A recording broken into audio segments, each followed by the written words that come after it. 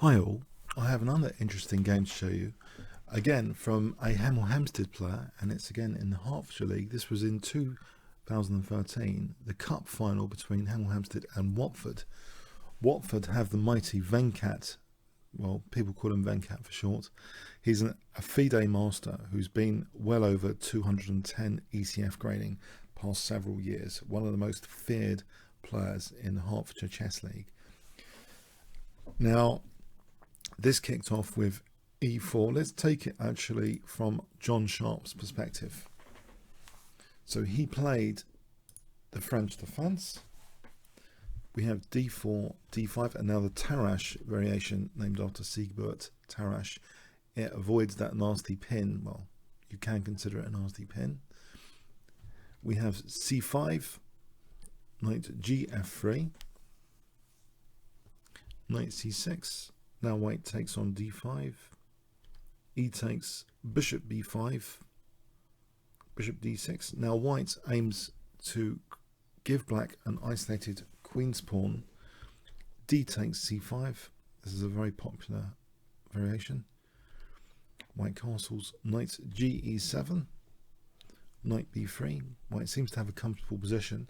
And you might think bishop b6 looks logical, but actually bishop d6 is played by more people. It's much more popular here to play bishop d6, which is directly and immediately pointing in the vicinity of white's king. c3, and it looks as though, yeah, white's got a major grip on that d4 square in front of the isolated queen's pawn. Black castled, bishop d3,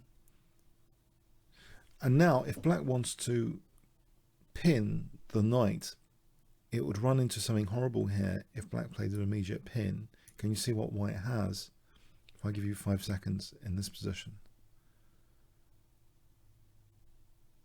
Okay, bishop takes h7, as if takes, knight g5 check, and we're winning that bishop on g4. So for this reason, you might think this is a little bit odd and weakening, but h6 actually helps prepare bishop g4. And in doing so, it encourages white to actually play h3 here to stop this pin. In John's notes, which he sent me, f6 is not so hot. Queen c2. There's more weaknesses here. White's doing very well indeed. Okay, so h6 it is, h3, bishop drops back to c7, so we've got the potential for queen d6 in this battery. Now white was very keen to set up an immediate blockade on d4. Perhaps this is a slight inaccuracy. Perhaps bishop e3 is slightly better, and if knight f5, the bishop can occupy this diagonal, and this position is kind of nice for white, still keeping control of the isolated queen's pawn. So perhaps a little bit too enthusiastically blocking this pawn, because now black is able to actually take on d4. White wants to keep a blockade on the d5 pawn and plays knight takes d4, and to keep potential pressure on d5. But now this queen d6 incurs a penalty in white's position. Weaknesses on this, white wants to drop the knight back. White played what seems to be a defensive move, but it turns out it's got attacking intent. Now this f4, of course it blocks the diagonal. Bishop b6, this diagonal is weak here, but this aggressive pawn now, f5, it means actually bishop c7, there's bishop f4 in that case on bishop c7. So doesn't this look dangerous with f6? You have bishop c7, bishop f4, and f6 looks pretty dangerous. But black to play, no panic just yet. Black plays knight c6 calmly, and we have now bishop c2. On bishop e3, there's queen e5. This position is just okay for black. For example, here, it's okay for black. Okay, so after knight c6, the bishop dropped back. Black took on d4, and of course he's sorting out his IQP a little bit. There's no frontal pressure now. Now, does white have an attack, or has white weakened himself? Well, queen f6 questions the d-pawn now, white's d-pawn. White just drops it, lets it go with king h1. It's a difficult position here. This looks an awkward way of defending, and this kind of thing is just nice for black, potentially. It's just a very nice position for black. There's a lot of pressure here on white's position. Okay, so king h1, and the pawn wasn't taken actually. Bishop d7.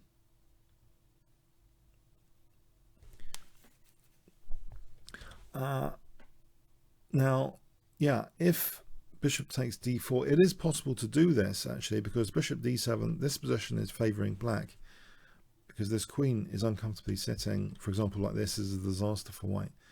It's uncomfortably on the d file. This kind of thing is a total disaster, you can see, for white. So it was actually technically possible, it seems, to take that pawn on d4 here. But bishop d7 is a good move anyway, keeping up the pressure. Bishop e3. Okay, for the moment, white's being let off the hook from a material perspective. Queen f3 here. We have bishop b5. The rook moves. Now, black sits comfortably in this position. White's attack doesn't seem that impressive at the moment. a4, the bishop goes here to c4. We have queen g3. If a5, that is a forcing move to consider. Bishop c7 then, the white queen wouldn't have g3. And this is comfortable for black. Okay, so the queen occupies g3. So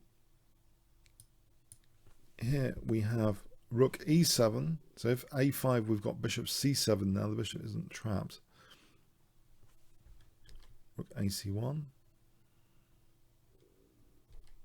The rook's comfortably double. And you can see black's harmony is better here. Black's coordination of pieces. Now, white is letting that pawn drop on d4. If, let's see, what can white do here?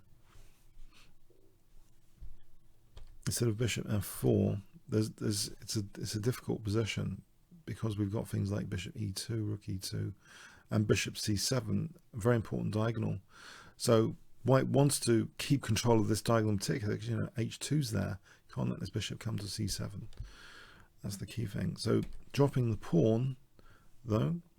But now white does a dangerous move. Can you see what white does to try and create some dangers for black? So FIDE master Venkat plays. If I give you 5 seconds.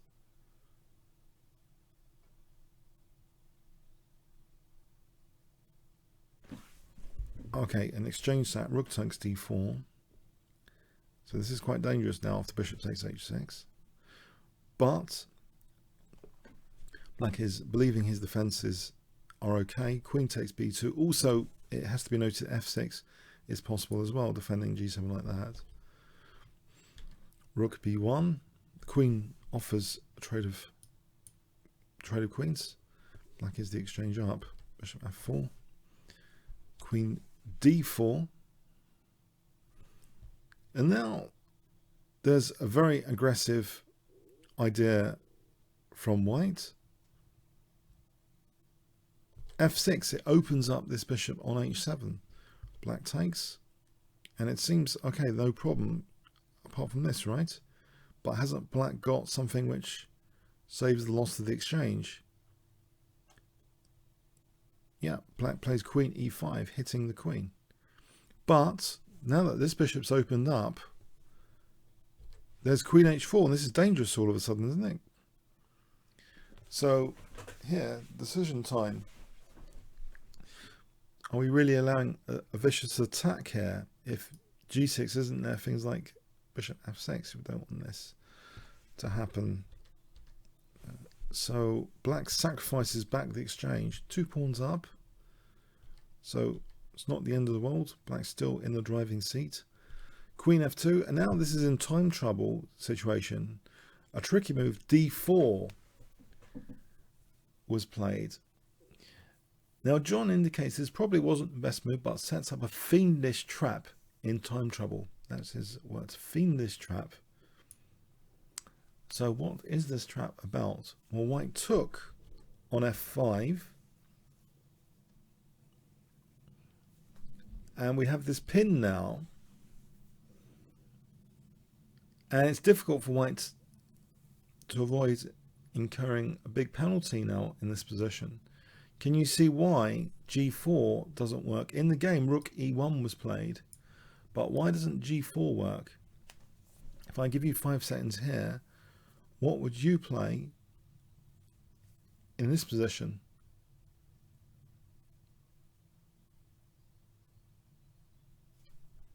Okay, rook takes f5 is a crusher here. For example, g takes. We have check, winning that rook. Whoa, loose piece. And on queen takes, then can you see what black can do? Okay, check here with the bishop, and then the queen can come in, and then the queen and bishop are coordinating beautifully after bishop c4 check. Well, I would have to give up his queen and gets mated. So yeah, not a good idea to play g4, as you might suspect intuitively. Create some lines, checking lines to the white king. We have instead rook e1, but this fails as well. Can you see what black can play here? I'll give you 5 seconds.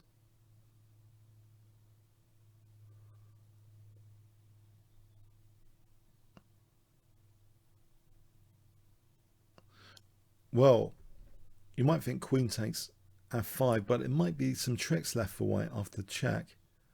You know, because if here, then here, whoops, with that pin, and if here, then check, and you know, it's not so immediately obvious, this position. Yeah, white still might have some tricks up his sleeve, etc. But we can avoid these checks in this position by playing instead, guess what? Rook takes f5, yeah, rook takes f5, hitting the queen in return. So here now, queen h4 was played.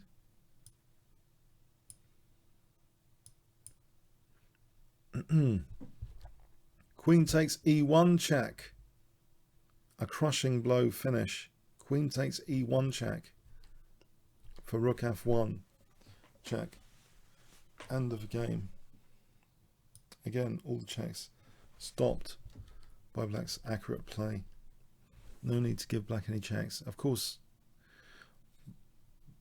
black is actually okay here after queen f6 as well.